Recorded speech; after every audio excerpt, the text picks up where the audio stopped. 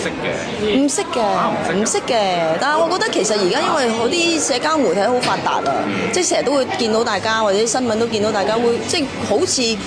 有時我見到啲朋友，我明明冇見過佢，唔識佢嘅，但係因為喺 IG 成日都見到，都好似同佢識咗咁樣，做咗朋友。你睇到佢哋兩個擁抱有冇驚訝？我驚訝㗎，但係冇嘢啦。咁我覺得都過咗去咁耐，同埋大家都係成年人啦，都係我覺得係好正常嘅一個社交咯。係啊。你同阿 Bosco 有冇撞過？我真係冇撞過佢啊，係啊，即係反而阿峰啊、Ron 啊。阿陳健鋒都冇撞到，即係阿峰同阿 Ron 就多啲，係啊。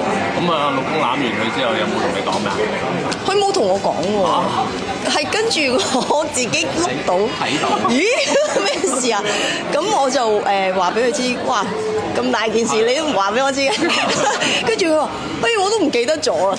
佢咁其實佢嚟講，佢都覺得係好平常，即係好似見到一個朋友咁，冇乜話要直情大件事都要特登話俾我知咯。咁所以我覺得都即係幾好笑嘅一件事嚟嘅，係啊。但係佢知唔知啊？知唔知乜嘢啊？係你嘅前度。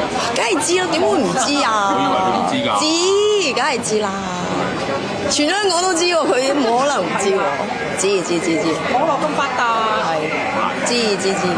咁都冇乜嘢啫，好小事啫，係。好正常。